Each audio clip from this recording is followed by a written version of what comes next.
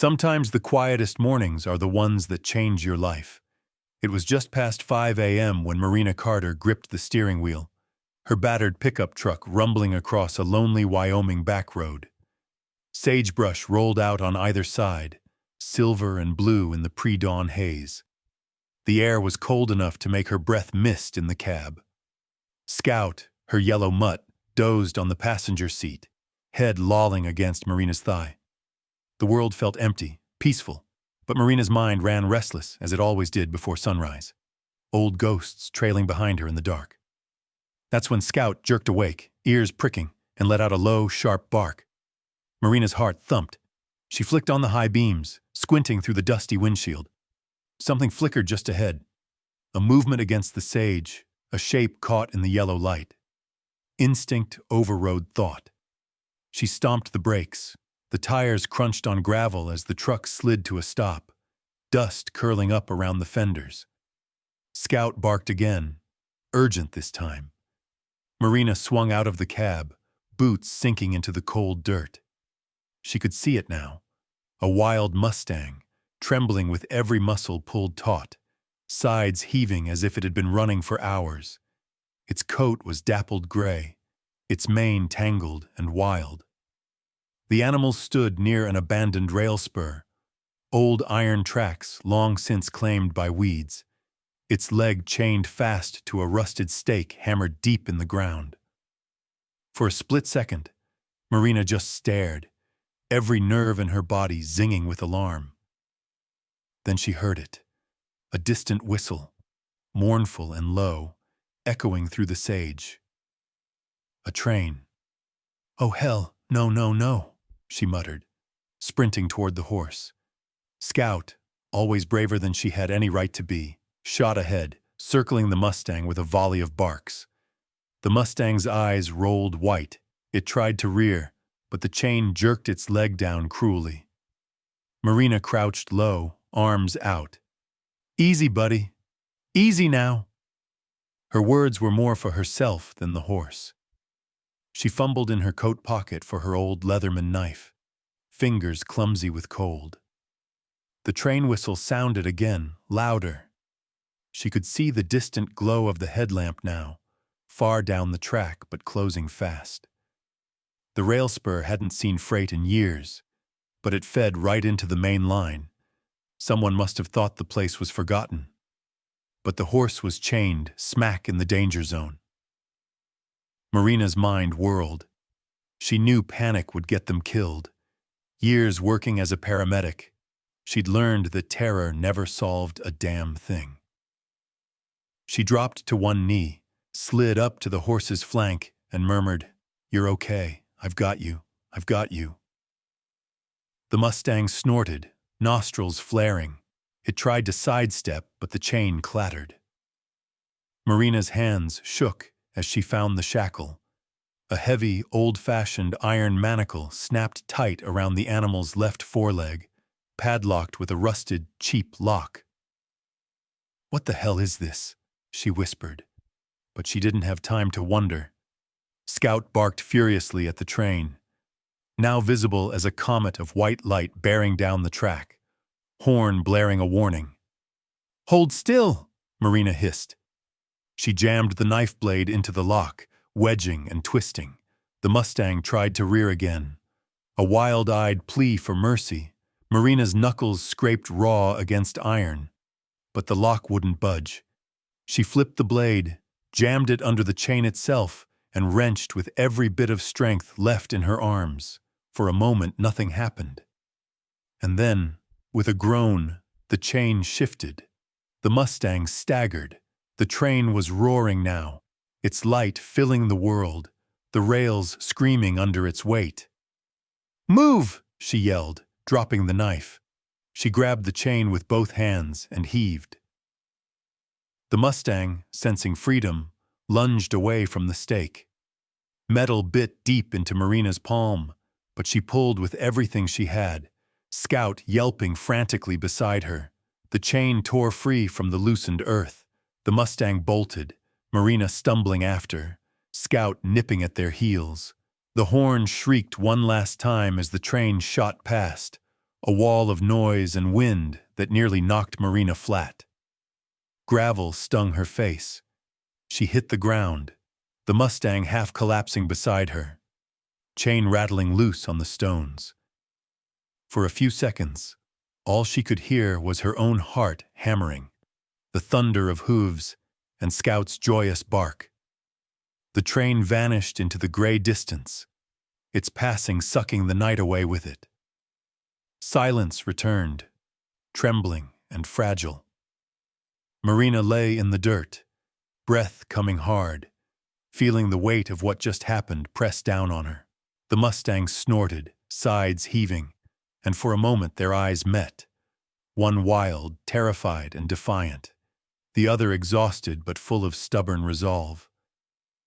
She reached out a shaking hand, palm open. The horse stared at her, then with a shudder lowered its head.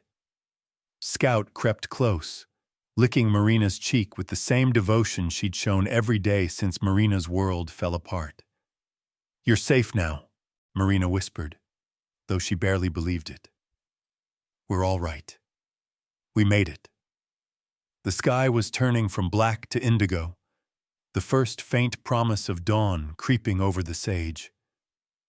In that moment, bruised, filthy, knees torn, heart raw, Marina Carter realized she was no longer alone on these empty roads. She had a companion now, one forged in fear and saved by the narrowest thread of luck. She stood slowly, brushing dust from her jeans, wincing at the raw burns on her palms.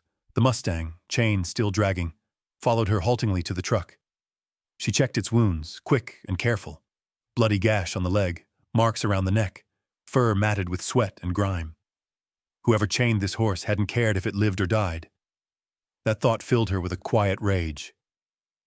"Come on, Thunder," she murmured, because something in the way the horse had charged for life reminded her of a thunderstorm breaking over the plains, wild and unstoppable. "Let's get you home."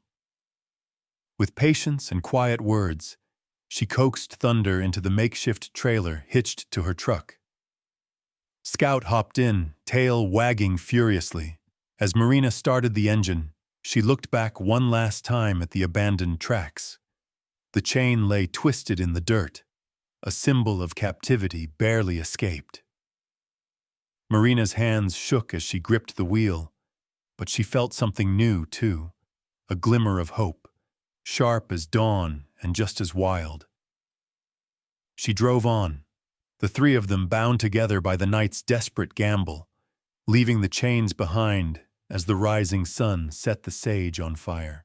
Dawn burned away the night as Marina Carter eased her battered truck up the winding lane toward her small ranch.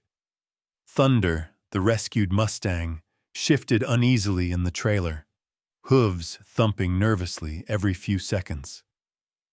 Scout stuck her nose out the window, whining as if she too sensed that nothing about this morning was ordinary. The house, a weather-beaten structure tucked against a line of wind-bent pines, looked the same as it always did at sunrise, yet everything had changed.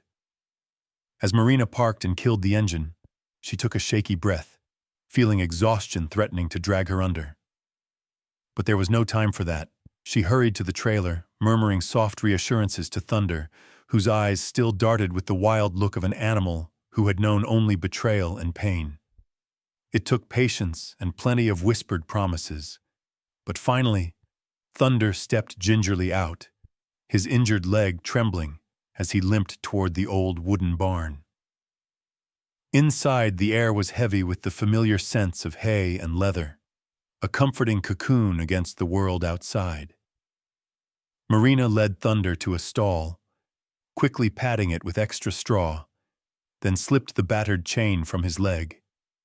She examined the wound, deep, raw, already crusting with blood and dust. "You poor thing," she whispered, washing it carefully, gritting her teeth each time the horse flinched. Scout hovered at the barn door, alert to every sound.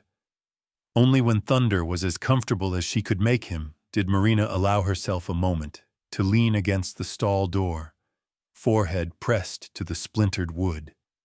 letting the adrenaline ebb away. That's when she heard the crunch of tires on gravel, a sound out of place this early in the morning. Scout let out a low growl. Marina wiped her hands and stepped outside, shielding her eyes against the new sun. A sheriff's SUV rolled to a stop, dust swirling around the wheels. Out stepped Deputy Sarah Lopez, young, sharp-eyed, hair pulled back into a neat braid. She surveyed the scene, boots crunching on frost. "You called it in?" Sarah asked, eyeing Marina's bruised face and bloodied hands. Her dispatch mentioned something about a chained Mustang. Marina nodded, suddenly feeling exposed. He was chained to the rail spur out east. Nearly got hit by a freight train. Sarah followed her into the barn, her gaze moving from Scout to Thunder with practiced assessment. The moment she saw the Mustang's wounds, her face darkened. She crouched down, examining the branding scars on Thunder's haunch. "This isn't the first time I've seen marks like these," she said quietly, anger simmering beneath her calm. "We've been tracking illegal horse trafficking in the valley for months. Someone's branding wild Mustangs and selling them off. Ranches, rodeos, sometimes worse." Marina felt a chill despite the warm barn. "You think whoever did this will come looking for him?" Sarah straightened, glancing over her shoulder. "They usually don't leave loose ends. If you hadn't found him, he'd be dead by now." Thunder whinnied, slamming his hoof against the stall door, eyes wide and nostrils flaring. "Shh, easy boy," Marina murmured, but he shied away from even her gentle touch, shuddering with fear. The barn felt suddenly claustrophobic, every shadow lengthening into menace. Sarah pulled out her phone, snapping photos of Thunder's wounds and the chain. "I'll need to file a report. Animal control will want to see him too." As she spoke, a sudden crack split the morning. A gunshot, distant but unmistakable, echoing through the pines. Scout lunged forward, barking furiously. Marina ducked instinctively, her heart leaping to her throat. Sarah drew her service pistol, eyes scanning the tree line. Another shot rang out, this one closer, then silence. For a moment, time held its breath. Marina pressed herself flat against the barn wall, every muscle tensed. Sarah motioned her back, voice low and steady. "Stay behind me." They crept to the edge of the barn, peering out toward the driveway. A pickup truck sped by on the main road, windows tinted, engine roaring. Dust and gravel sprayed behind it. Sarah crouched low, speaking into her radio. "Unit 14 to dispatch. Shots fired at Carter Ranch, requesting backup." Static crackled. Then a reply, "Copy, backup en route." Marina's hands trembled as she tried to calm Scout. Inside the barn, Thunder thrashed in the stall, panic spreading through his body like wildfire. Marina rushed to his side, ignoring her own fear. "You're safe, Thunder. You're safe, I promise." But she wasn't sure if any of them truly were. Sarah circled the property, gun at the ready, searching for any sign of movement. "They're warning us," she said grimly, returning. "Whoever's behind this knows you've got the horse, and they don't want evidence left behind." Marina swallowed, anger hardening into resolve. "Then we're not letting them win. Not after what he's been through." Backup arrived within minutes. 2 more deputies, eyes wary, hands hovering near their weapons. They took statements, swept the grounds, but the shooters were long gone. The threat, however, lingered like a storm just over the horizon. By mid-morning, the ranch was a tense flurry of activity. The news traveled fast, whispered on the wind. Someone was targeting the Carter Ranch. Neighbors called, offering help, or simply to gossip. Marina thanked them all, But trust was a rare currency here, and fear made it even scarcer. Sarah lingered at the barn, her face set in determination. You need to keep a low profile. If you see anyone suspicious, call me, not just animal control, and keep your doors locked. Marina nodded, feeling the weight of responsibility settle on her shoulders.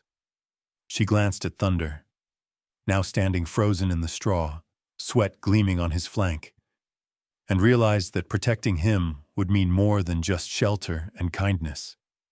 It would mean standing up to the kind of darkness that thrived on silence and fear.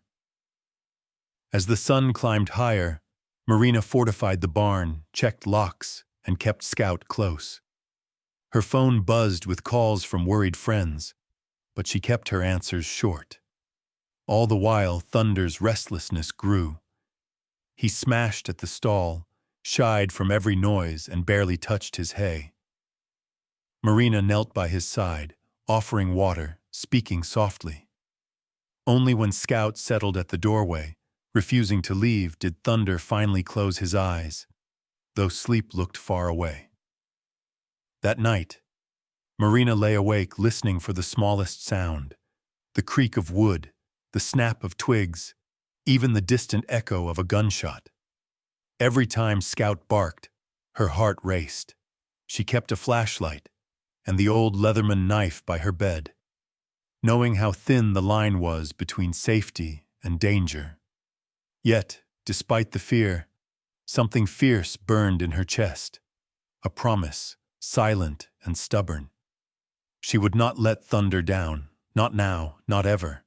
And somewhere in the shadows beyond the barn, a pair of headlights flickered and vanished. The valley was awake. The game had changed. Danger was no longer just a story whispered in the dark. It was here, stalking the edges of her world, daring her to fight back. The world outside Marina's ranch was suddenly smaller, patrolled by 2 sheriff's cars that circled every few hours. In the distance, the valley shimmered beneath an endless blue Wyoming sky. But inside the barn, it was always dusk, quiet, tense, heavy with secrets. Marina spent those first days after the shooting on edge, nerves strung so tight she thought they might snap. She hardly left the barn except to eat a sandwich on the porch. Scout curled at her feet, always watching the horizon. The community's whispers seemed to drift on every breeze. The Carter Ranch is being watched. Something bad happened out there. But her world had narrowed to Thunder, the Mustang who paced his stall restlessly, muscles rippling beneath a battered coat. He refused food, even the sweetest hay, and only drank when Marina was present, as if the water itself became poison when she left.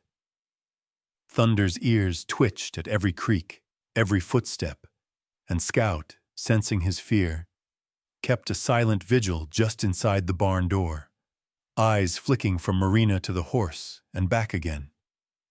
On the second night, a wild wind screamed down from the mountains, rattling the barn and sending loose shingles skittering across the yard. Thunder reared up in terror, slamming into the stall wall so hard Marina feared he'd break through. She grabbed his halter and sang softly, an old lullaby she barely remembered, something her wife had once sung to their own horses when the world was still gentle. "You're okay, boy. Easy now. We're safe in here. Shh." Her voice was a rasp, nearly drowned out by the wind, but she kept singing. After a while, Thunder's breathing slowed. He pressed his nose against her chest, shaking. Marina's heart clenched. Memories surfaced, raw and bright. She saw fire, the shape of flames licking at the old barn from years before. The night she lost her wife, Evelyn, to a blaze no one could explain. The smell of smoke, the thunder of hooves as their horses broke free, and Evelyn's voice calling Marina's name in the darkness. She had promised herself that night, if she ever had the chance to save another soul, human or animal, she wouldn't hesitate. That promise burned as fiercely now as it had back then. Mornings came early, pink and cold, and Marina slipped into a rhythm. Check the wounds on Thunder's leg, clean and dress them, murmur gentle reassurances. When she finished, she'd sit in the straw and simply breathe, listening to Scout's soft panting, to the way Thunder shifted his weight, to the world's slow, stubborn insistence on moving forward. Sometimes she'd tell Thunder about Evelyn, about the way she'd laughed when the wind tangled her hair, or how she could gentle even the wildest horse with nothing but patience and an open palm. Thunder wouldn't touch the hay, but he watched Marina with a kind of wary calculation, as if weighing her soul. On the third day, a storm rolled in, sending rain clattering across the tin roof. Marina sat cross-legged in the stall, an apple in her palm. "You want to try this?" she asked, voice tired but hopeful. Thunder snorted, shaking his mane but didn't turn away. Marina didn't move, didn't pressure. She just waited, breathing in sync with the horse, offering what little comfort she could. Hours passed, the rain eased, the sky cleared, and finally, as dusk bled through the cracks in the barn, Thunder edged closer, his nostrils flared. He nudged Marina's hand, then, cautious, uncertain, took a trembling bite of the apple. Marina blinked away tears she hadn't known were coming. She let her hand rest against his neck for just a heartbeat. Thunder's muscles tightened, but he didn't pull away. It was only a moment, but in that moment, the whole world shifted. Scout gave a small, approving woof. The barn felt warmer somehow. Outside, patrol cars still came and went, deputies scanning the property with wary eyes. Sarah Lopez, the young deputy, checked in each afternoon, bringing updates about the investigation. So far, no leads, but they'd recovered tire tracks matching the suspicious truck that had circled the ranch. Each time Sarah visited, she'd bring a new treat for Thunder: oats, carrots, even molasses cubes, and sit with Marina, sharing coffee from a battered thermos. Those conversations were quiet at first, awkward, each woman keeping her pain tucked away like a wound not ready for air. But as the days passed, trust grew in slow, halting increments. Marina found herself telling Sarah about sleepless nights, about the barn fire, about the empty years that followed. Sarah shared her own stories, how it felt to be the only Latina deputy in a county that still clung to old prejudices, how she'd fought to earn respect from colleagues who looked at her like an outsider. She spoke about her family in New Mexico, about missing the sound of Spanish in her grandmother's kitchen, about wanting to do something good in a world that didn't always make space for kindness. Between the two of them, a fragile sense of family began to take shape. Dinners on the porch became routine, with Scout curled between their boots and Thunder wandering the fence line, his wounds slowly healing. Sometimes when the fear crept in, when a car slowed on the road or a shadow passed too close to the barn, Marina's heart would race, but Sarah was there, steady and vigilant. And Scout never left Thunder's side, her loyalty as fierce as her bark. Each night, Marina would walk the perimeter of the ranch with a flashlight, double-checking locks, watching the horizon for headlights. When she returned to the barn, she'd find Thunder standing quietly, waiting for her. It was as if the horse, in his own way, understood that survival wasn't just about running. It was about choosing who to trust, about believing that healing was possible even when the scars ran deep. On the fourth night, as Marina hummed another lullaby to Thunder in the soft dark, she caught sight of her own reflection in the barn window, tired, older than she remembered, but alive, stubborn, and unbroken. She smiled, just a little, and reached out to stroke Thunder's mane. "You're doing better, boy," she whispered, as the wind carried the scent of rain and sage through the open doors. "We both are." And for the first time since that desperate dawn, Marina believed it. The nights were still long, and the fear hadn't vanished. But there was a gentleness returning to the ranch that Marina hadn't felt in years. Each day the world looked a little less hostile, a little more like home, as the rhythms of care and hope replaced the raw chaos of survival. Thunder's wounds began to knit beneath Marina's patient hands, the ugly lines of the illegal brand and the raw chain marks fading from angry red to healing pink. He still startled easily, still flinched at sudden noises or shadows, but his eyes held more curiosity now, watchful, intelligent, and no longer wild with panic. Every morning, as the light seeped through the barn slats and Scout greeted the day with a yawn and a wag, Marina would find Thunder waiting for her. He would watch her with those deep, questioning eyes, sometimes approaching for a gentle nuzzle or brushing his nose against her palm, searching for the sweetness of an apple slice. The simple act of brushing his coat became a ritual, Marina humming softly as she worked, feeling Thunder's trust grow with every careful stroke. He was still learning that the world could be kind, and so was she. Sarah Lopez became a regular fixture on the ranch, her cruiser kicking up dust as she arrived each afternoon. At first, Marina thought Sarah was just following up on the investigation, but it soon became clear the young deputy had other reasons to linger. She brought small gifts, a new halter, a bag of sugar cubes, stories about her own childhood in New Mexico. The three of them, Marina, Sarah, and Scout, would sit on the porch in the cool evenings, plates balanced on their knees, laughter rising above the distant hum of crickets. One night, after a shared dinner of skillet beans and cornbread, Marina found herself opening up in ways she hadn't dared in years. They sat on hay bales in the barn, Scout sprawled lazily between them, Thunder dozing quietly at the far end of his stall. The barn was filled with the golden hush of sunset, dust motes spinning in the warm light. "You know," Marina began, tracing the rim of her coffee mug, "I never thought I'd come back here after Evelyn died. I was planning to sell the place, start over somewhere new. But every time I tried, something kept me here. Maybe I needed to prove I could make it work on my own. Maybe I was just stubborn."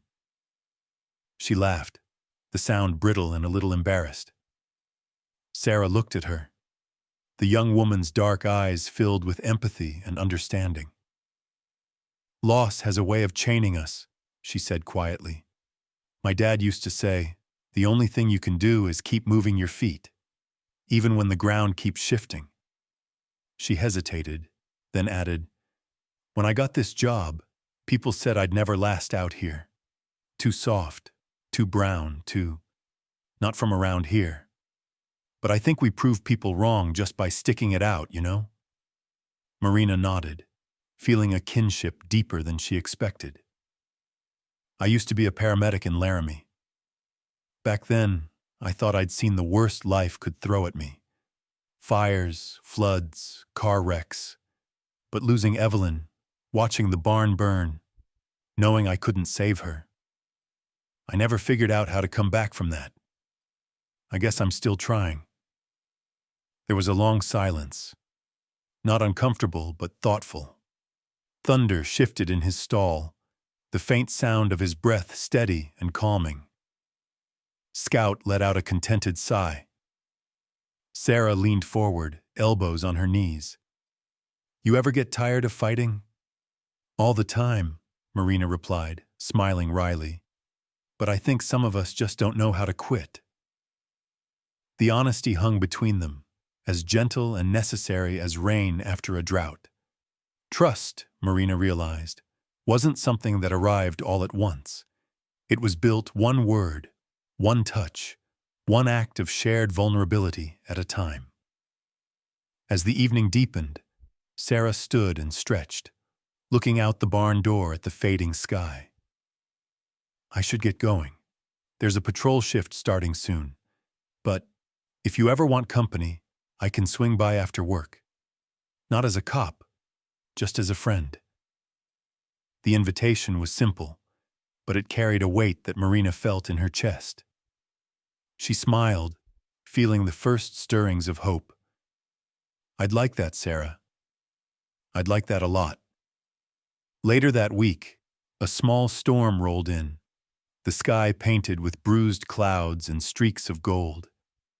Marina and Sarah cooked dinner together, simple, hearty food that filled the house with warmth. Afterward, they sat out on the porch with Scout curled protectively between them and Thunder grazing near the fence, his coat beginning to shine in the gentle light. The world felt almost peaceful, the threat of the traffickers receding just a little further with each passing day. But even in these moments of safety, Marina could not quite let her guard down. Every night, she double-checked the barn doors and locked every window. She set out motion lights along the drive, scanned the darkness for signs of unwanted visitors. There was no sign of the suspicious truck or any more shots fired, but her instincts screamed that this lull was only temporary. Sarah noticed her unease and offered quiet reassurance.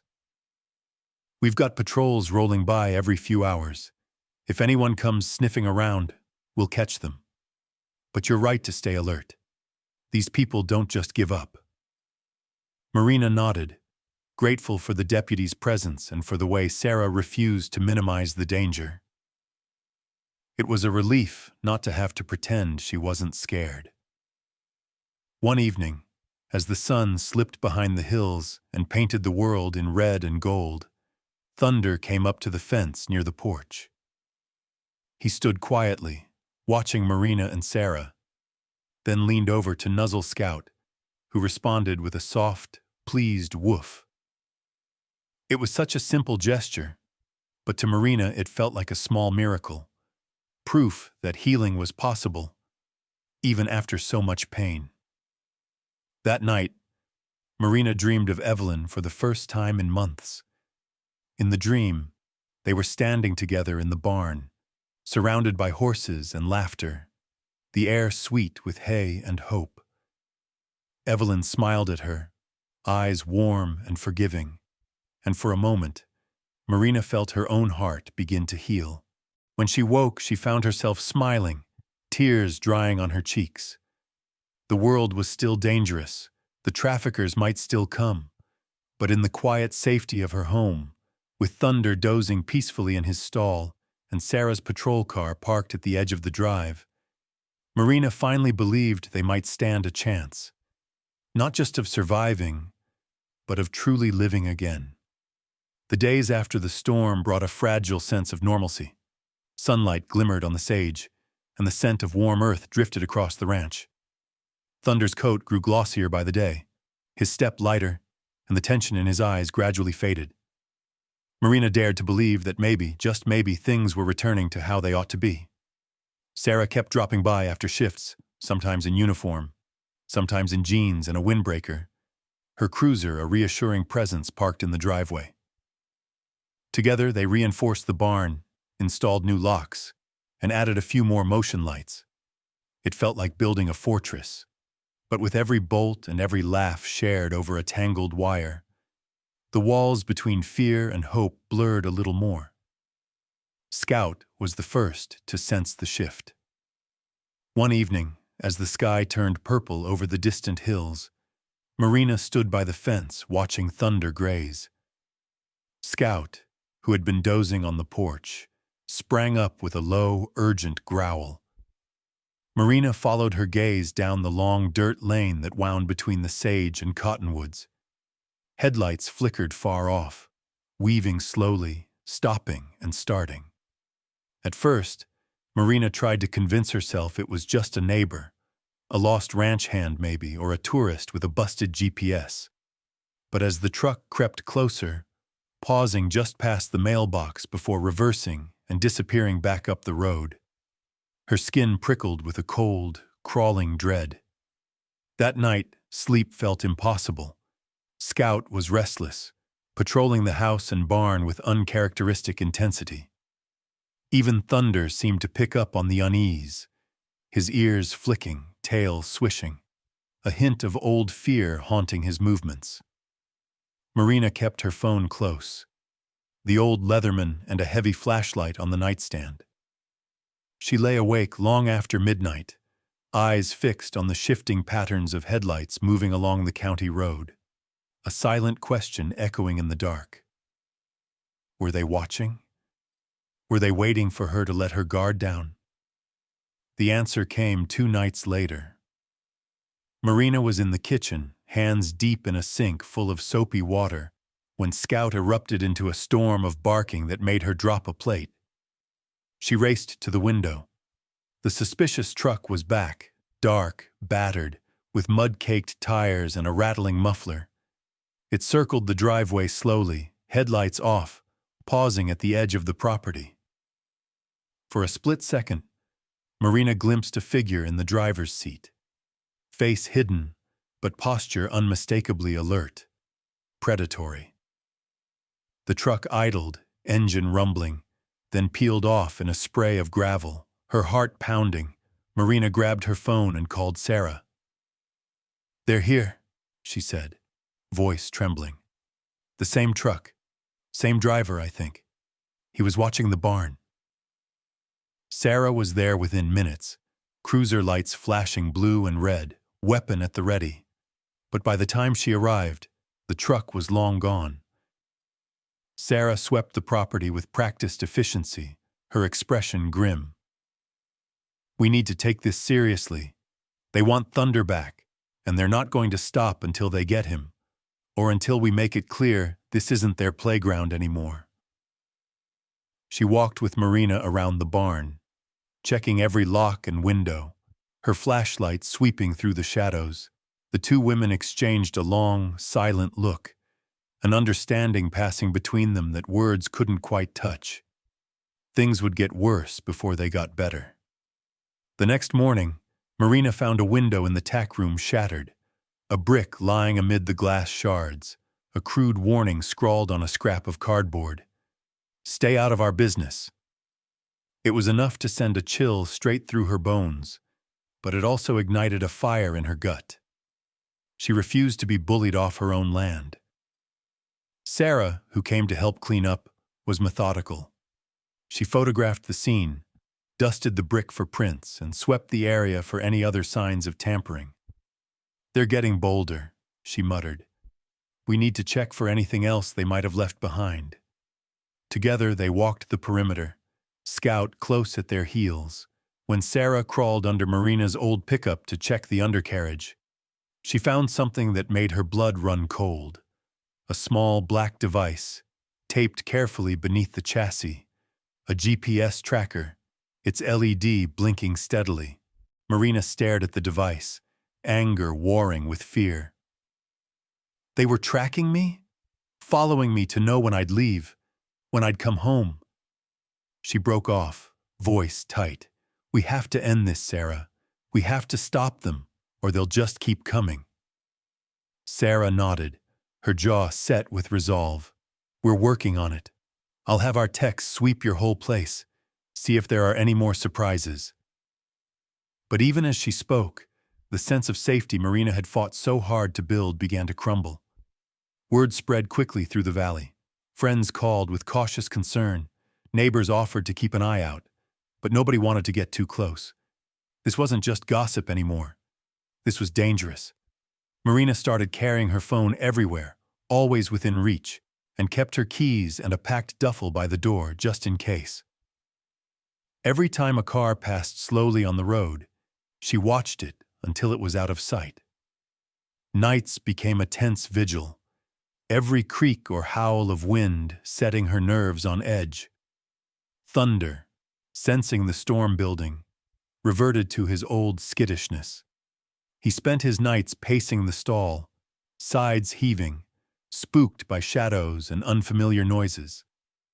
Marina tried to comfort him, spending hours in the barn, humming lullabies and speaking softly. But even Scout's calming presence could only do so much. They all felt the threat closing in, heavy and inescapable. Sarah, sleep-deprived and stubborn, all but moved in for the next few days. She set up a small cot in the guest room, her patrol radio squawking softly through the night. Together, she and Marina hatched a plan. They couldn't just wait for the traffickers to make another move. They had to force the issue, draw them out, and end this before someone got hurt. "We'll need bait," Sarah said, "and we'll need backup. I've got friends in the sheriff's office who'll help. We'll do this by the book, but we'll do it smart." Marina, exhausted but determined, looked at Thunder, her unlikely companion, living proof that even the most broken creatures could fight their way back to freedom. She drew in a breath, steady and sure. "We do this together. No more running, no more hiding. If they want to fight, we give them one."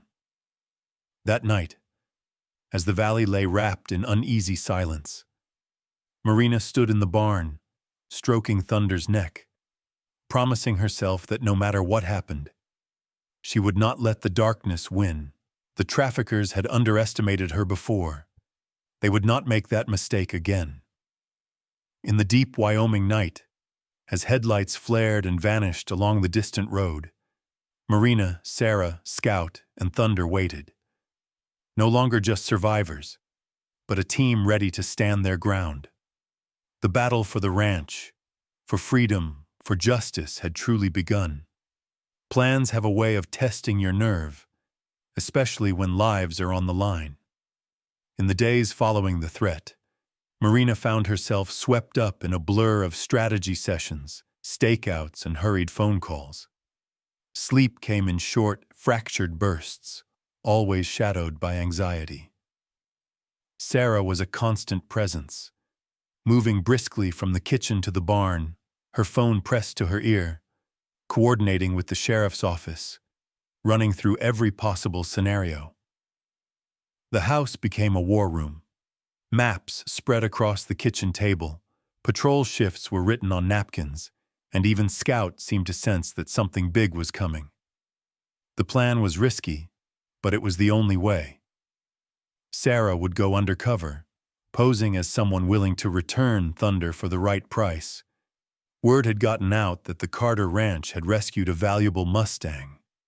Sarah's job was to bait the traffickers, to convince them she'd turned greedy or scared. Marina, meanwhile, would play the reluctant accomplice. The desperate rancher, terrified for her own safety and willing to make a deal if it meant getting these dangerous men off her back.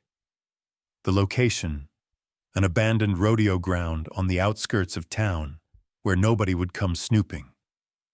It was a gamble, but with backup positioned nearby and every angle considered, it was their best shot. The night before the sting, Marina couldn't sit still. She spent hours in the barn with Thunder, her hands trembling as she brushed his coat and checked his wounds.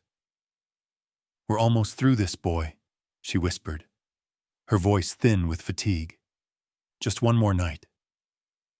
Thunder's ears flicked. He pressed his nose to her shoulder, and for a brief moment, the fear melted into a silent, wordless promise. Dawn broke cold and sharp, a hard Wyoming light slanting through the kitchen window as Marina packed her bag, water, apples, her Leatherman, and an old revolver that had belonged to her grandfather. Sarah arrived early, hair pulled back, eyes fierce and focused. "You sure you're up for this?" she asked, her voice quiet but serious. "I'm sure," Marina replied, her own fear steadied by resolve. "They want to scare me. I'm done being scared." Scout was left at the ranch, locked safely in the mudroom with a bone and strict orders to stay. Even so, the dog barked and whimpered as they drove away, her head pressed to the glass, as if she knew the danger her humans were heading toward. Thunder, loaded into the trailer, stomped nervously, picking up on the tension. Marina reached back, her hand brushing his flank through the open window. "Easy, Thunder," she murmured. "We stick together, no matter what." The rodeo grounds were as desolate as they remembered. bleachers warped by sun, weeds crawling over the arena rails, the old ticket booth half collapsed. Sarah checked her phone one last time, confirming that backup deputies were hidden just out of sight, radios crackling softly. The plan was simple: lure the traffickers in, get them to show their hand, and then let law enforcement swoop in for the arrest. Simple on paper. In reality, Marina's hands wouldn't stop sweating, her heartbeat loud in her ears. They didn't have to wait long. A pair of trucks rolled in. One new, one battered, both with their plates obscured by mud. 3 men emerged, faces shadowed by hats, moving with the careless confidence of people who believed the law was always on their side. The leader, a thick-set man with a crooked smile, strode toward Marina and Sarah, eyes flicking over the horse trailer with unconcealed greed. "You the ones with the Mustang?" His voice was slick, practiced, danger wrapped in a salesman's charm. Sarah kept her tone cold, businesslike. "Depends who's asking. You got the money?" The man grinned, flashing gold teeth. "We don't need money to take what's ours." At that, 2 more men flanked them, hands drifting to the bulges under their jackets. Marina felt her throat go dry. She shot a quick glance at Sarah, who tensed, signaling their backup on her concealed radio. But the traffickers were already moving. One lunged for the trailer, the other shoved Marina hard. She stumbled, catching herself on the arena rail, her mind racing. She had to stall, had to give the deputies time. "You think you can steal from us?" the leader spat, advancing on Sarah. "You've made a big mistake, lady." Marina's nerves snapped. "We're not the ones who chained a horse to the tracks," she shouted, voice breaking. "He's not yours. He never was." The leader snarled, pulling a gun and aiming it at Marina. "You should have stayed out of it, both of you." He gestured to his men. "Get the horse. Burn the trailer." That's when chaos erupted. Sirens wailed in the distance. Backup, closer than anyone expected. One of the traffickers fired into the air, panicked. The others scrambled for cover. Scout, who had slipped out of the mudroom at home and followed their scent, loyal to a fault, appeared out of nowhere, barking furiously. She lunged at the nearest guard, teeth sinking into his arm, forcing him to drop his weapon. In the confusion, Thunder sensed Marina's distress. With a mighty kick, he broke the trailer gate, metal clanging and echoing through the arena. He charged out, mane flying, wild eyes locked on the nearest threat. One of the traffickers tried to grab his halter, but Thunder reared, striking out with his hooves, forcing the man back. Sarah, gun drawn, ducked behind the trailer, exchanging shots with the traffickers. The deputies, finally in position, closed in from all sides, their shouts and sirens cutting through the cacophony. The leader tried to flee, making a run for his truck, but slipped in the mud and went down hard. Another trafficker, bleeding from Scout's bite, stumbled after him, but was tackled by a deputy before he made it 5 steps. Marina, shaking but unhurt, ran to Thunder, wrapping her arms around his neck as he panted and snorted, still keyed up from the fight. Scout circled them, tail wagging triumphantly, as if she alone had turned the tide. In a matter of minutes it was over. The traffickers were handcuffed, their weapons confiscated, their bravado replaced by sullen silence. Sarah holstered her gun, breathing hard, sweat streaking her face. "You okay?" she called to Marina. "I'm good," Marina replied, her voice unsteady but proud. "Thunder's good. Scout's a damn hero." The sheriff's deputies swept the area, gathering evidence, checking the horses for injuries, securing the scene. The sting had worked. The traffickers were caught, their ring finally broken. Marina leaned against Thunder, stroking his neck, feeling the adrenaline crash through her like a tidal wave. She looked at Sarah, their eyes meeting in a moment of shared relief, exhaustion, and something like triumph.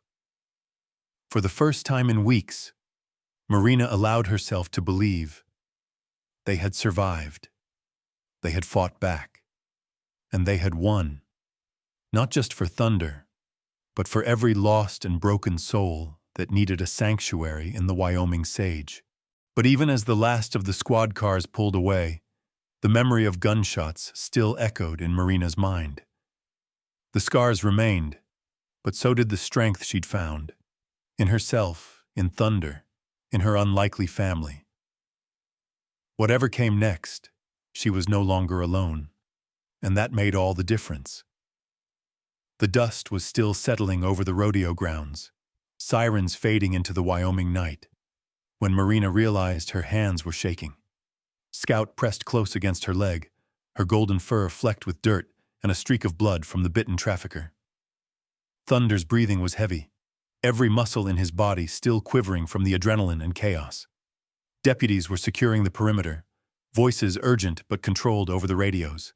The captured traffickers sat in the mud, wrists zip-tied, eyes dark with hatred and defeat. But Marina knew, deep down, the fight wasn't quite over. Not for her, not for Thunder. Sarah moved with quiet authority, giving statements to the arriving detectives and making sure every detail of the sting was locked down. She checked in on Marina, her gaze worried. "Let's get you and Thunder out of the open. We'll get animal control to check him out, make sure he's not injured." Marina nodded, her mind a jumble of relief and lingering fear. The barn at the rodeo grounds was little more than a lean-to, but it offered some shelter from the chaos outside. She led Thunder inside, speaking to him in a low, steady voice. His sides heaved, but he followed, chain dragging, head high. As she loosened the rope around Thunder's neck, she caught movement out of the corner of her eye. A shadow slipping behind the bleachers. Too quick, too deliberate. A cold chill raced down her spine. "Sarah," she called, but the rest of the words caught in her throat. In that instant, the lead trafficker, big, scarred, and furious, burst from behind the stacked barrels, a pistol clenched in his hand. He aimed directly at Marina. "Get away from the horse!" he snarled, voice shaking with rage and desperation. "You think this is over? You ruined everything. That animal is worth more than your whole life." Marina's body went cold, but her mind flashed with stubborn fire. She put herself between Thunder and the man, arms outstretched, heart pounding. "He's not yours. None of them ever were," she shouted, her voice echoing in the empty barn. The trafficker's face twisted, finger tightening on the trigger. "I said move!" Sarah outside heard the shouting. She shouted for backup, but the other deputies were at the far side of the arena, helping animal control with the other horses. She sprinted for the barn, gun drawn, boots pounding on the packed dirt. "Drop it!" she yelled, her voice slicing through the tension. "Put the gun down now!" But the trafficker was beyond reason, wild with fear and fury. He fired a shot into the dirt, sending splinters flying near Marina's feet. Thunder screamed, a shrill, wild sound that seemed to shake the rafters. Marina froze, the world shrinking to the barrel of that gun and Thunder's terrified eyes. The trafficker stepped closer, the pistol trained on Marina. "I told you to move! Last chance! Get out of my way!" He lunged forward, grabbing Marina's arm. She twisted, fighting back with every ounce of strength she had. But the man was too strong. He shoved her hard against the wall, her vision swimming with pain. Suddenly, a roar filled the barn. Not human, but raw and animal, full of thunder and fury. The Mustang, dragging his broken chain, reared up, hooves lashing, with a speed no one expected. Thunder charged the trafficker, the chain clattering, his body a blur of muscle and fury. The man turned, gun flailing. But it was too late. Thunder crashed into him, knocking the weapon from his hand and sending both man and gun flying into the dust. Sarah burst through the door, gun up, voice hard as steel. "Don't move!" she shouted, her weapon trained on the trafficker, who lay gasping and stunned, pinned by Thunder's weight and the tangled chain. Marina scrambled to her feet, heart racing, and grabbed the pistol, tossing it safely out of reach. Thunder stood over Marina, sides heaving, eyes fierce and unbroken. He stood as a living wall between his human and the man who'd threatened them both, refusing to back down until Sarah cuffed the trafficker and pulled him to his feet. Only then did Thunder drop his head, letting out a long, trembling breath. Marina threw her arms around his neck, silent tears streaking her face. "You saved my life," she whispered. "You saved us all." Outside, the other deputies arrived, swarming the barn, taking statements, gathering evidence. The lead trafficker was loaded into a cruiser, still dazed from the impact. One deputy paused to stare at Thunder, awe written clear across his face. "Never seen a horse do something like that," he said quietly. Sarah holstered her weapon and walked to Marina, her voice gentler now. "You okay?" Marina nodded, still pressed against Thunder's warm, trembling side. "I am now," she said. "He wouldn't let anything happen to me." Scout finally caught up, wriggling through the deputies to press herself against Marina and Thunder, her tail wagging so hard it thumped the wall. For a moment, the barn was filled with a kind of hushed reverence, a sense that something extraordinary had happened here, something worth remembering. They stayed that way for a long time, letting the adrenaline ebb, letting the fear pass. Animal control arrived to check on Thunder, finding only a few minor scrapes and a sore leg from the broken chain. "He's a tough one," the officer said, patting Thunder's neck. "And smart, too." He knew who the bad guy was.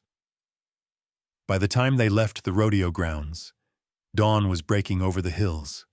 The traffickers were all in custody, their weapons and evidence safely collected. Sarah, exhausted but triumphant, drove Marina, Thunder, and Scout back to the ranch in silence, the weight of the night settling into something softer, more hopeful.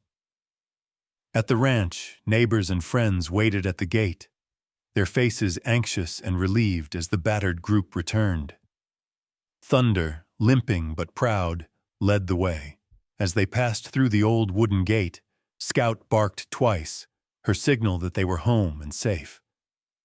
Sarah parked the cruiser and stepped out, stretching her stiff back. "You know," she said, glancing at Marina, "if anyone tries something like that again, I think Thunder's got us all covered." Marina managed a tired laugh.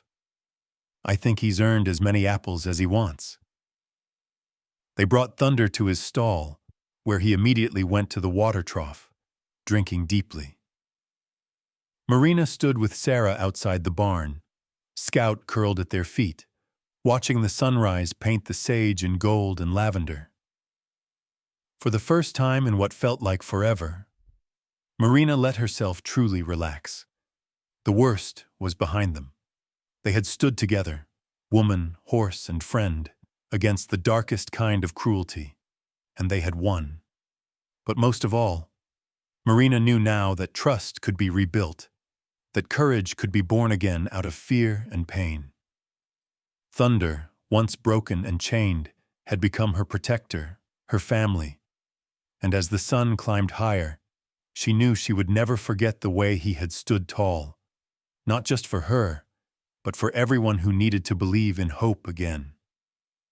When they finally returned to the ranch, dawn had painted the Wyoming sky in a gentle palette of rose and honey gold. The valley felt quieter, safer, as if the land itself recognized the end of a long ordeal. Scout leapt from the cruiser, bounding in wide, joyous circles, her nose down in the dewy grass, as if rediscovering every scent that said home. Thunder stepped carefully from the trailer, head held high despite the limp in his step. He paused at the gate, ears flicking as he gazed out at the fields. A wild soul, finally free. Marina closed her eyes for a moment, breathing in the scents of sage and sun-warmed wood, letting the exhaustion slip away. Sarah clapped her on the shoulder, her tired smile brimming with pride and relief. "You did it," she said softly. "You all did." For a heartbeat, Marina let herself lean into the comfort. Then she straightened, squaring her shoulders, determination etched on her face. News of the traffickers' arrest swept through the valley like wildfire. Neighbors who had kept their distance during the trouble now returned, some with casseroles or fresh bread, others simply to offer a handshake or a word of gratitude. The sheriff himself stopped by to thank Marina and Sarah for their bravery and to assure them that the valley would remain safe. Patrols would continue, but the worst was over. For the first time in weeks, Marina felt the knot of fear in her chest loosen. Thunder, once a prisoner trembling in the dark, began to blossom under the gentle routine of the ranch. His scars, physical and invisible, softened with every passing day. He no longer shied at every sound. Instead, he nickered in greeting when Marina entered the barn each morning, sometimes even playfully nudging Scout aside for an apple or a scratch behind the ears. He relished his freedom, running in wide, joyous circles across the field, his coat shining in the sunlight. Other Mustangs, rescued by animal control during the sting, soon arrived at the ranch. Some were gaunt and wild-eyed. Others bore the same ugly brands Thunder once carried. Marina greeted each new arrival with patience, her heart breaking for their pain but swelling with hope. She knew healing would take time, but if Thunder could learn to trust again, so could they all. Sarah, now something more than just a law enforcement officer, more like family, helped organize their care, arranging for volunteers and local vets to visit. One morning, a battered pickup rumbled down the lane, dust trailing behind it.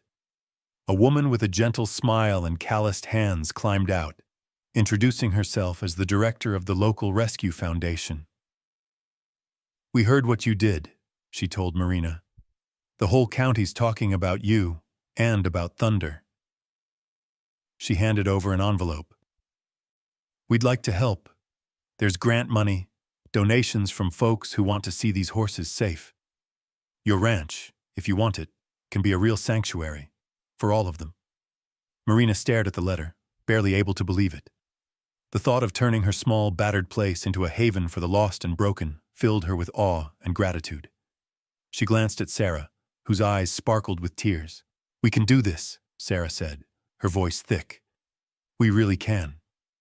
Word spread fast. Volunteers arrived, fencing was mended, water troughs scrubbed, and fresh hay stacked in the loft. The barn filled with new life, horses of every color and temperament, Scout racing from stall to stall, checking on each newcomer as if she had appointed herself official greeter. The work was hard, the days long, but for the first time in years, the labor felt light. Marina found herself humming as she mucked stalls, her steps easy and sure. Sarah, true to her word, became the sanctuary's law enforcement liaison. She visited daily, sometimes in uniform, sometimes in jeans and boots, always ready to step in when a skittish horse needed a calm hand or a paperwork tangle needed smoothing. The community, seeing their determination, rallied behind them. Soon, the sanctuary was officially recognized, a place for not just horses, but for anyone who needed a fresh start. As spring melted into summer, the town decided to host a small celebration at the ranch. Folding chairs appeared under the cottonwoods, neighbors brought pies and lemonade, and the mayor presented Marina and Sarah with a plaque commemorating their courage and kindness. The local newspaper ran a front-page story. Chains broken. New sanctuary rises from valley tragedy. For Marina, the real reward came when Thunder, no longer fearful, led the other Mustangs out to graze at sunrise, his presence calm and strong. He had become their leader, their anchor, proof that healing could ripple outward, from one life to another. After the crowd had gone, Marina found herself standing at the edge of the pasture, arms crossed, tears prickling her eyes. Sarah joined her, leaning on the fence, watching the horses graze. For a while, neither spoke. They simply watched as Thunder approached the new arrivals, his posture relaxed, his eyes kind. Even Scout seemed at peace, stretched out in the sun, ears twitching as she drifted in and out of sleep. "I never thought we'd have this," Marina admitted quietly. "Not after everything that happened. It always felt like the world was waiting to take something else away." Sarah nudged her gently. "Sometimes you've got to lose everything to find out what you're capable of. You didn't just save Thunder, Marina. You gave all of them a chance, me included." Marina smiled, the last weight on her heart finally lifting. "I couldn't have done it alone." Sarah looked back at the ranch, now bustling with life, and grinned. "You don't have to. Not ever again." Night fell gently on the sanctuary, the air rich with the sounds of crickets and the quiet snorts of contented horses. Thunder stood at the highest point of the pasture, silhouetted against the stars, a living symbol of what could be reclaimed from ruin. Marina, Sarah, and Scout watched from the porch light glowing softly behind them, the warmth of home wrapping around their shoulders. In the quiet peace of that evening, as laughter drifted from the barn and the sanctuary's lights blinked like fireflies across the fields, Marina finally understood. The chains that once bound them, fear, grief, loneliness, had been broken for good. Here on this patch of wild Wyoming earth, healing was no longer just a hope. It was real. It was home. The days passed in a gentle procession of sunrise and sunset, chores and laughter, new beginnings and old wounds slowly closing. Summer deepened in the valley, painting the pastures in rippling shades of emerald and gold. Each morning, Thunder led the other Mustangs to the highest ridge, his mane gleaming like storm clouds, his steps steady and unhurried. Even the wind seemed softer now, less like something to be endured, and more like a friend drifting through the open windows of the barn. Yet for all the outward peace, Marina knew the real work of healing was just beginning. Some scars didn't fade, not from skin and not from the heart. She saw it in the way the new rescues sometimes flinched at a shadow, or in the nightmares that woke her at 3 a.m. Flames, chains, the echo of train whistles in the dark. But she also saw something else. Hope. Fragile but growing, as steady as the rhythm of hooves in the field. One crisp morning, the community gathered under the wide blue sky for the official dedication of the sanctuary. Neighbors, ranchers, animal rescue volunteers, even kids from the local school came out, crowding the pasture fence with smiling faces. There were speeches and laughter, and the mayor, holding up the shiny new sanctuary sign, made a point of thanking Marina for her bravery, her stubbornness, and her heart. But as she stood before the crowd, Marina's voice caught. The words she'd prepared slipped away, leaving only truth. "I didn't do this alone," she said, searching the sea of faces until her gaze found Sarah and Scout, standing side by side beneath the old cottonwood. "I was just the one who got lucky. Lucky enough to be in the right place. Lucky enough to meet Thunder. And lucky enough to have people willing to stand with me when things got hard." She gestured to Thunder, who grazed nearby, his head lifting to watch the crowd with calm, curious eyes.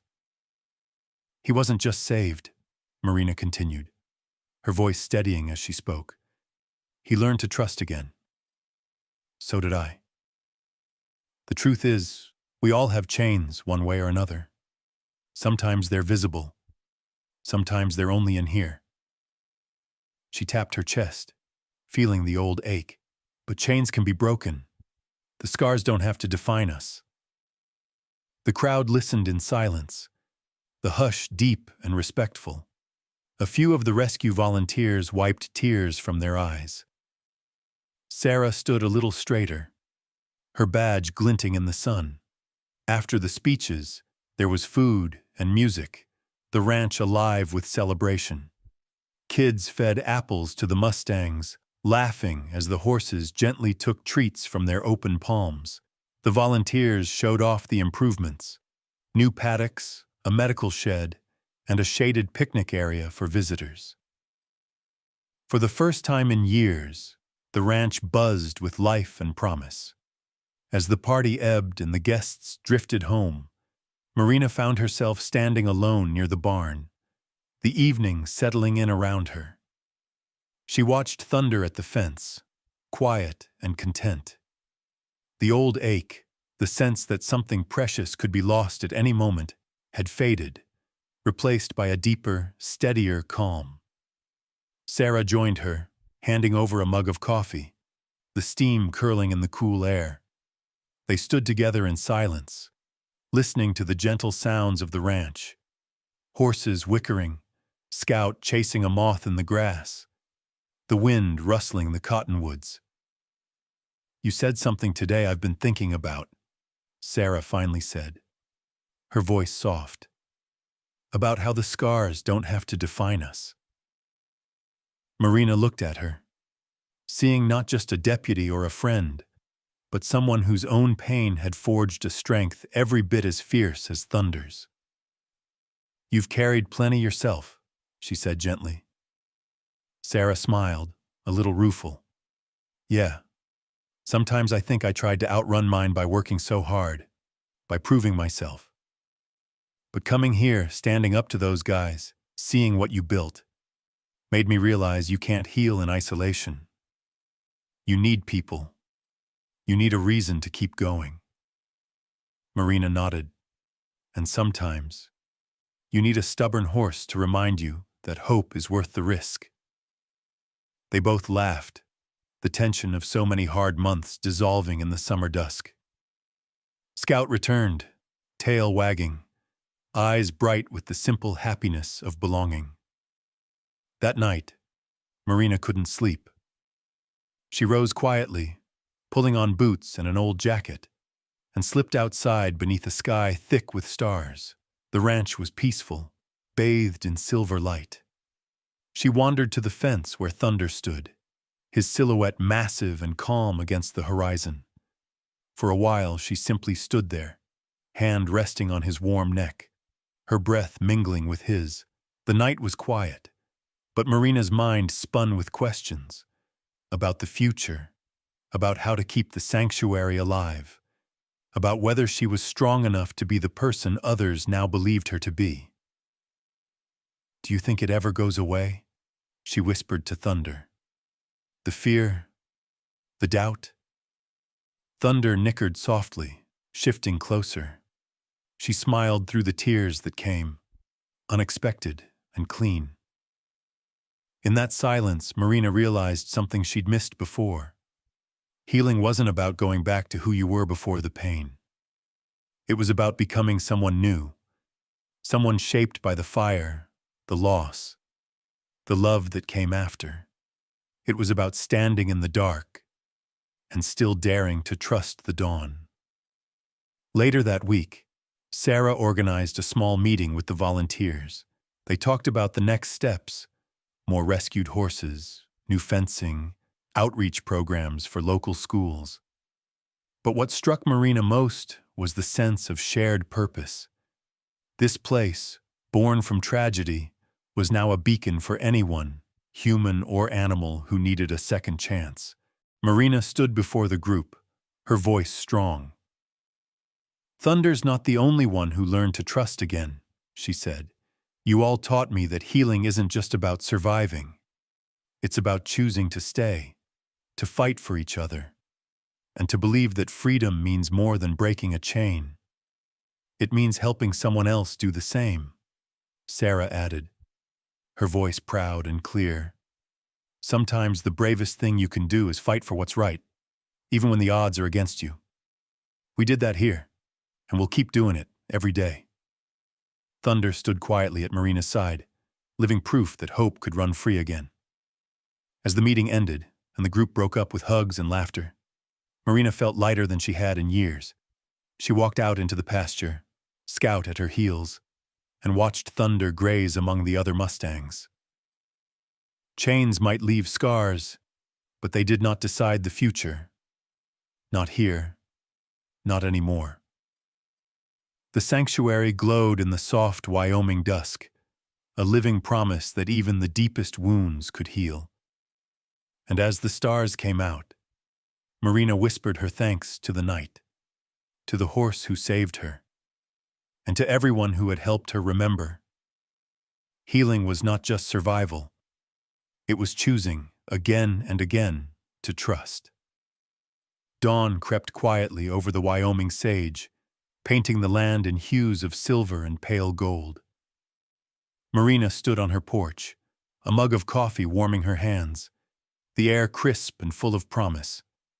The valley stretched out before her, vast, wild, beautiful. In the soft light, the scars of the past months seemed distant, like faded footprints in morning dew. Yet their lessons lingered, woven into every shadow and every shaft of sunlight. The sanctuary had become more than just a refuge for battered horses. It was a testament to the power of second chances.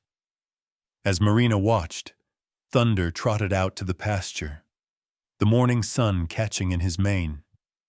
He moved with an easy grace, pausing at the fence line where several new arrivals clustered, wide-eyed and anxious. With a gentle nudge, Thunder led them forward, inviting them to share in the safety and freedom of this place. Sarah joined Marina on the porch, Scout padding between them, tail sweeping the boards in contentment. For a moment, neither woman spoke. They just watched as the Mustangs grazed, a living tapestry of colors and histories. Marina let out a long, steady breath, feeling the weight of years lift from her shoulders. "It's funny," Marina said at last, her voice soft with wonder. "How quickly everything can change. I spent so long being afraid of loss, of pain, of not being strong enough. I thought survival meant hiding, keeping everyone out. But you can't heal behind locked doors, not really." Sarah nodded, her eyes reflecting the golden light. "Sometimes the bravest thing is just staying, not running, choosing to trust, even when it's hard." Marina smiled, feeling the truth of it settle in her bones. "And letting others trust you back." Thunder neighed softly from the pasture, as if in agreement. Scout perked up, trotting off to greet a new volunteer who'd just arrived with a box of donated apples. The ranch was alive with the sounds of morning, hooves on soft earth, the creak of the old barn door, the laughter of people who had come to believe in this place and in themselves. As the day unfolded, Marina moved through the sanctuary, checking on each horse, her hands steady and gentle. She saw the way the newcomers watched Thunder, drawing courage from his calm. She saw the children who came with their parents, wide-eyed and reverent, learning that kindness could be stronger than fear. And she saw Sarah, clipboard in hand, talking with the foundation director about new fencing and the possibility of adding more rescues before winter. After lunch, the sanctuary gathered for a small ceremony to welcome the latest group of horses, a tradition that had grown up almost by accident. Volunteers and neighbors stood in a loose circle, hands linked, while Marina spoke. "We all have scars," she began, her voice ringing clear over the hush. Some are easy to see. Some we hide. But scars are not the end of the story. Every horse here, every person here, has survived something hard. That's not what defines us. What matters is what we do with our pain. Do we close ourselves off? Or do we open up, help each other, and make something beautiful out of what hurt us? She paused, emotion swelling in her chest. Thunder taught me that chains leave marks, but they don't decide who we are. Real freedom isn't just breaking those chains. It's choosing to trust again, to help someone else heal. Sometimes the bravest thing we can do is stay, standing guard over those who need us, even when we're afraid. There was a quiet, awed silence, broken only by the soft whicker of a young filly who pressed her nose into Marina's hand. Marina stroked her mane, smiling through tears. Sarah stepped forward, adding, "We all have reasons to give up, reasons to believe things can't change. But look around. Change is possible. This sanctuary exists because people cared enough to try. Because one woman refused to give up on a chained Mustang. Because a community decided to stand up together for something better. That's the lesson we take with us." Thunder tossed his head, his tail high. As the group cheered, the Mustangs surged forward into the open field, running free, no longer defined by their scars, but by the strength they'd found in each other. Scout barked and gave chase, laughter rippling across the grass. That evening, as the sun set in a blaze of orange and purple, Marina found herself alone in the barn, brushing Thunder's coat. He leaned into her touch, eyes soft and content. She spoke to him as she had since the first desperate night. "We made it, Thunder. We really did. And tomorrow we'll do it all over again, for every new soul that comes through that gate." Sarah appeared in the doorway, holding a mug of tea.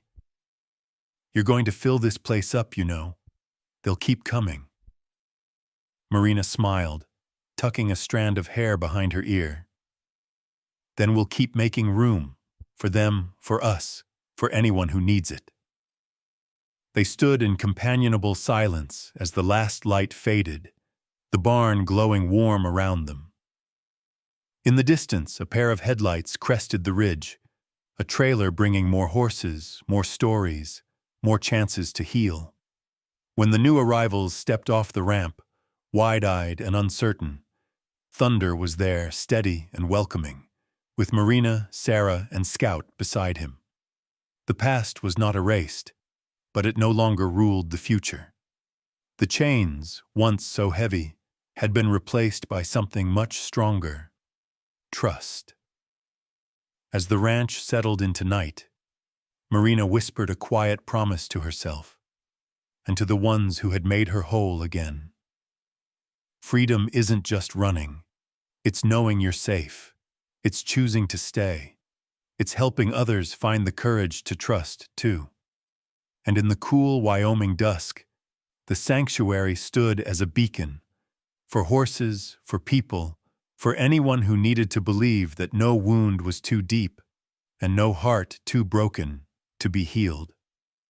Underscore underscore underscore underscore underscore underscore underscore underscore underscore underscore underscore underscore underscore underscore underscore underscore chains may scar us, but they do not define us. True freedom is trust. If you loved this story, don't forget to like, follow, and join us for the next chapter of hope.